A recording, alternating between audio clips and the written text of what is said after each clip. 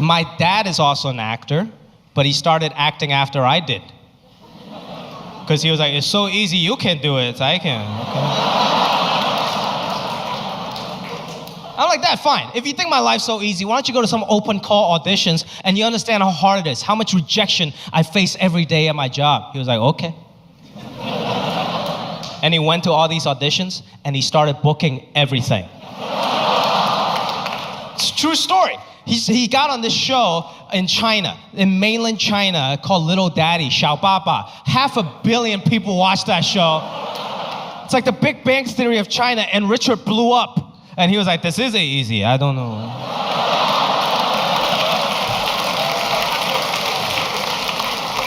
My plan completely backfired. And my aunt in Shanghai, she watched the show, and she would call the house in LA, and she's like, congratulations, Richard. You're such a good actor. Did your son teach you how to act? And he's like, no, I'm a natural. Oh, that's very good. You and your son, same business, you know? You two are very funny. He's like, no, Jimmy's not a funny. And I'm like, that's okay? You got one good role, good for you, I'm happy for you. But you're not a real actor yet. Real actors, we gotta cry, we gotta laugh. Do you even know how to cry in front of camera? He was like, yes, I just think about how much you suck at ping pong.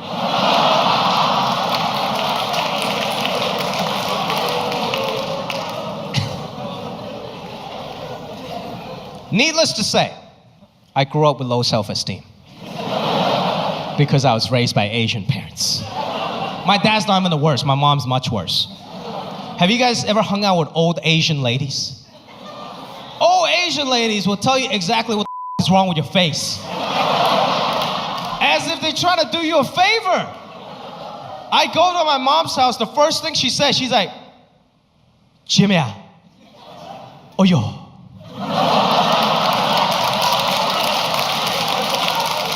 Oh yo, why is your face so fat? Your clothes look homeless. And your hair, oh yo, it's a gay. No.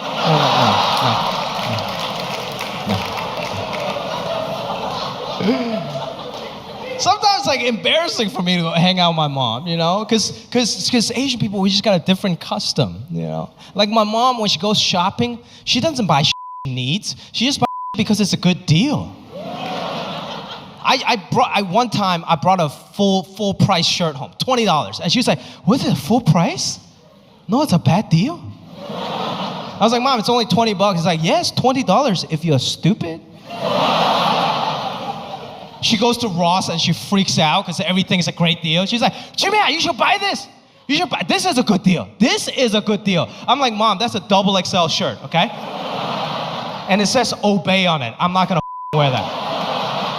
And she's like, "It's okay, 50% off. Someday it will fit, okay?"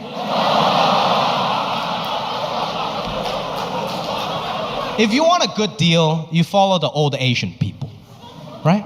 You go to Costco, you see a sea of old Asian people because you know everyone's getting a great deal. Nobody's getting ripped off. You go to Whole Foods, never seen one old Asian in my life. We don't believe in that. Anybody here see the movie Our Family Wedding?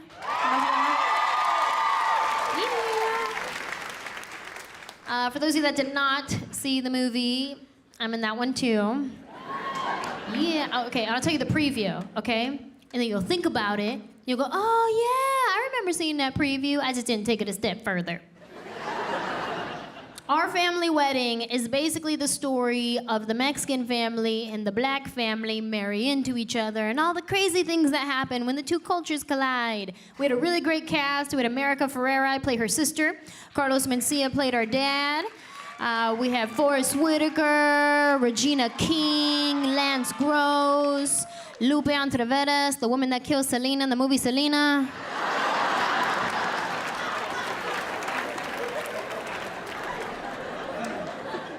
Yeah, she played my grandma.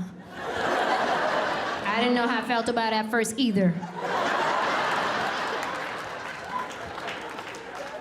I had to remind myself, it's just acting. She didn't really do it. Don't look her in the eye. And don't turn your back. She's actually a really nice lady, but I had them move my trailer away from hers just in case. We had a half Latino cast and a half black cast, right? We did what's called a press junket. They set up one day where all these different TV shows come and they interview you to promote the movie that you're in, right? So they're like, okay, Latino cast, you guys can do all the Spanish interviews. I was like, oh, okay, that's cool. I don't speak Spanish.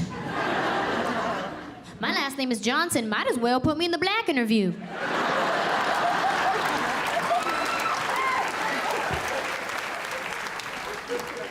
No, it's okay. It's fine. It's fine. It's fine. We'll just do it like this. We'll have the interviewer ask the question in Spanish to the camera, then he'll ask it in English to you, and we'll just cut that part out, put like a Spanish voice over you. That was their solution, to do interviews all day like a kung fu movie. Every now and then, they would give me something in Spanish to say to the camera, like, hola, soy Anjelah Johnson, y les invito a ver a our family wedding. And like, I would sound good, right? Like I knew what I was talking about. So at one point, this interview guy was like, you could do the interview in Spanish. No. No, I can't. I mean, I can say that because you just told me how to say it, but I'm not gonna understand you, so this will go nowhere. Let's just try. Let's just try. I've been trying since I was 12. The first question he asked me, this is what it sounded like to me. Arriba, Carlos Mencia, arriba, our family wedding.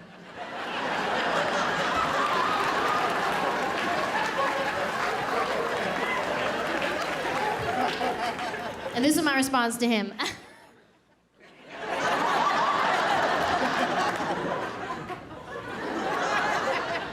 Okay, let's do English, let's do English. Yeah, boo, English, that's what I said. I'm only on level 2 of my Rosetta Stone. Despacio. So when I graduated high school, y'all, I was 6'3", 18 years old. I weighed 145 pounds. Yeah, that is that right there is what that is.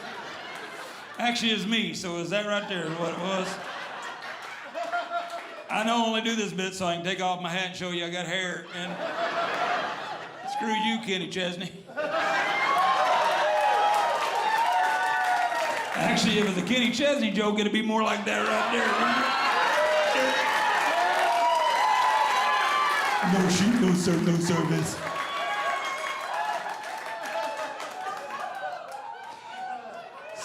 So when I graduated high school, y'all, I was a 6'3" kid, 18 years old, weighed 145 pounds. My grandmother used to call me painfully thin. And then one day, I turned 30 years old, and I weighed 178 pounds. And then I turned 30 in a day, and I weighed 245 pounds. So I go back. Now I'm not even self-conscious about my weight until January the 17th a couple of years ago. Now on January the 17th a couple of years ago, I was making my national actorial debut on a show called Dallas. Thanks for not caring over here. Appreciate that, y'all. No, I was, man. And don't clap for them a whole lot, because they cut me on the show, y'all. They did. They cut me on the show twice. No kidding. The first time I was on there as a cop, Detective Riley Anderson. I even had 3 big scenes with Bobby Ewing. We even had an episode watching party at the house, so we brought all my family and friends over to the house. We even set up a TV in the bathroom, so if you went and took a dump, it didn't miss my part. We got to that first scene, I wasn't in it. My wife goes, what do you want me to do? And I go, I don't know. And then we got to the next scene, I wasn't in that one. She goes, what do you want me to do now? And I go, get these people out of here. And my agent called me like 8 days later, goes, Bill, they want you back on the show. I go, nobody believes I was on the show, man. If they were going to cut me out of the show, they should have told me. I put it on Facebook, now I look like a dummy. So they gave me another part. The first time I was on there, I was a cop. Second time I was on there, I was a construction worker. I am a cowboy, so now if they could just cast me as the Navy guy in the Indian, I'm the village people by myself.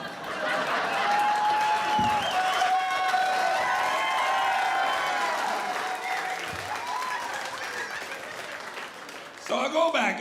The day before all this happens, my agent calls me from New York. He goes, hey, Bill, I know you got your big actual debut coming up. Have you thought about losing some weight? I said, it's tomorrow. He said, I know, but they got a new product out now, and you might consider it while you're wearing it on set. It's called Spanx for Men. And, okay, apparently 3 women know what I'm talking about. Fellas, if you don't know what Spanx for Men is, it first came out of Spanx for Women. And if you don't know what that product is, have you ever gone out with your wife or your girlfriend and her butt looks amazing through dinner? And then you get home and she goes in the bedroom by herself. And then you hear this noise, blah, blah, blah, blah, blah, blah, blah, blah, blah, blah. Well, that heifer had on Spanx. See, some women aren't laughing right now because you can't breathe. And, so what they make for women is a girdle, right? And what they make for men is this tight white t-shirt that's supposed to push the belly back up in the chest where it's designed to be at, right? So I go over and look at a Dillard's right here in Northeast Mall. It's $56 for just one plain white t-shirt. Okay, this already goes against my principle of buying a plain white shirt. People, I've been wearing a plain white shirt underneath my button-down shirt since I was 2 years old in short-legged pants. For $56, I'd get 72 Fruit of the Loom. That's all I'm telling you. For $56, I'd get 72 Fruit of the Loom and the Fruit of the Loom guys behind me, singing and dancing.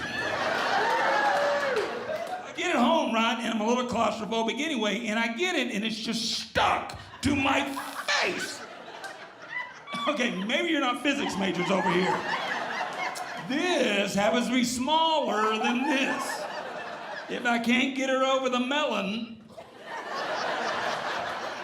but I finally get my big fat head through it like I just birthed myself.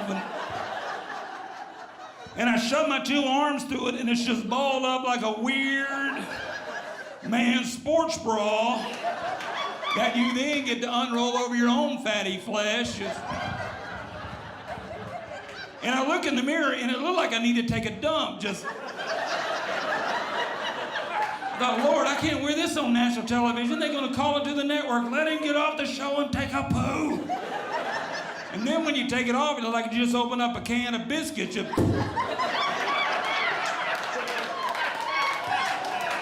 not do that from a mirror. It made me cry like, holy hell, I can't go on TV. I'm not pretty. I went to Walmart that day. I didn't go to Walmart that day to buy anything. I just went to Walmart that day just to build up my self-esteem.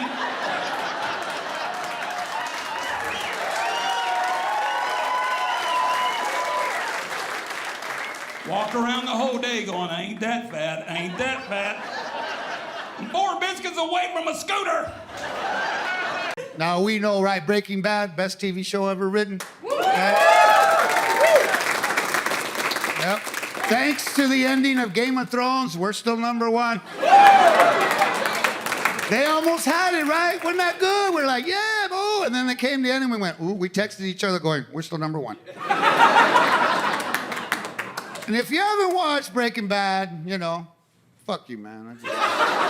I'm not mad at you, man. I'm just jealous, right? Because now you may go back and watch the best TV show ever written. And I'm stuck now watching TV with my wife.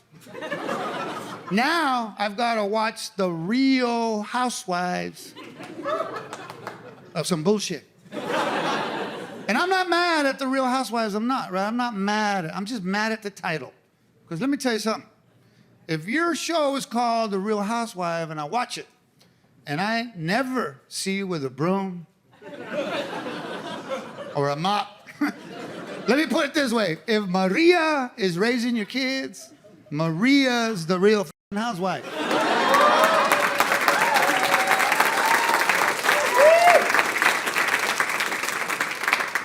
Now, if they called it Drunk Women Who Fight Over Shrimp, then you know what you're getting yourself into, right? My wife made me watch that, bro, and I'm just thinking, man, they should do like Housewives of the Hood. I would watch that. I think I want to produce that. Because that would be exciting. Latinas, they will stab you for shrimp. Now, that fight wouldn't be just a nail and screaming, right? A Latina can stab you with a shoe. You know that? Jack, could you imagine that episode? You show up to the emergency room, you have a shoe sticking out of your gut. You're like, Hey, bro. Well, my wife. What, honey? Yes, I'm telling him the truth. I was running, and I fell on the shoe. Yeah, it's my shoe. I got small feet. See, right away, that's a better episode than what you see on that. So no, Breaking Bad, a good break for me, right? I get to fly all over. Look at me. I'm in New York. How crazy is that? See, that's crazy, man. That is crazy for me. See, I'm a new Mexican. And that same show, the guy goes, what? There's new ones? He got on the phone right away, goes, yeah, I'm gonna call Trump on you. Hey, there's a new one here. Oh, no, he admitted it. I want to let you all know that New Mexico is a state. A lot of people don't know that. So, I'm more of an old Mexican, but I live in New Mexico, right? And so it's changed my life, right? Because now I got to fly places, and we're land animals in New Mexico, bro. You know, we ride horses. We don't get on planes. And I don't like planes, you know? I remember when I first started flying, they go, pick your airline. And so I picked Southwest. Y'all familiar with Southwest Airlines? Well, I'm from the Southwest. It made sense to me. And I love Southwest. Southwest is my place. That's my airline, right? And I have two main reasons why I love Southwest, right? Number one is now my wife and my mother-in-law could come with me on gigs because, you know, 2 bags fly free. Okay, I didn't mean that. Ladies, that's not what put your shoe back. That's not what I meant. I meant that they bring so many bags. You guys don't believe me, don't you, man? Number 2, why I like Southwest, because they don't have first class. I never knew what first class was. On Southwest, they give you a number, you stand in line, you get on the plane, you pick your seat, right? I had never seen first class until about a year ago, right? Someone else bought my ticket. I go, don't buy my ticket, man, because I'm collecting points. And they go, no, we already bought your ticket. You're on another airline. So it was another airline, no, but I had never seen first class. And I'm the kind of guy that's drunk to get on a plane. I have to be drunk to even look at a plane, let alone get on a plane, right? So I'm drunk, and I'm used to Southwest, and I'm drunk, I get on, and there was first class, but I didn't know that was first class. And there was a seat, it was empty. And first class, you grab whatever seat's open, right? It was empty. It had a pillow and a blanket. It had like champagne and some orange juice. I just sat my ass down. I went, boom. And the stewardess comes. She goes, sir, you're not here. I go, what do you mean I'm not here? It was open. She goes, no, sir. You're not in this part of the plane. You're in the back. You know what that's like? That's like going through Dillard's to get to Walmart. You know what I'm saying? You're up there looking at all the good stuff, but you're in the back with Faded Glory, bro.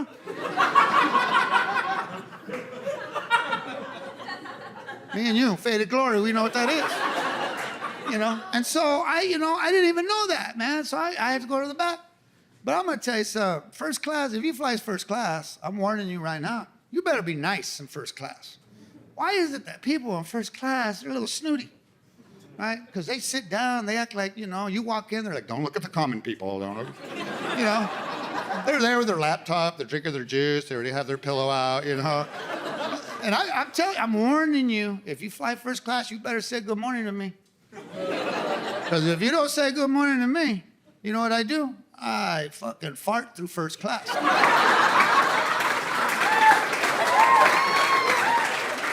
You're gonna need that mask, motherfucker. Because, you know, I just crop dust them. That's what I do. Because it's hard, man. This whole flying thing has been hard on me, man. Ever since I started, I've been flying over the world, right? And being a Mexican, they pick me out of line now. They go, sir, yeah, we randomly picked your ass out of the line. I'm like, no, you didn't. You rectumly picked me out of... Because who's been in the back room? That's right, me. The only brown dude, they put me in the back. 4 times I've been in the back room. They give you the glove, bro. They check places that I don't want to be checked. I don't want to be touched there. Don't touch me there. My wife even did it one time in the heat of battle. I'm like, hey, what are you doing? She goes, well, I heard it was sexy on TikTok. I go, yeah, in prison. Huh? And so the 4th time, I finally had to say something. First 3 times, I didn't say nothing. I took it like a man. Okay, that didn't come out right either. I didn't mean to say that.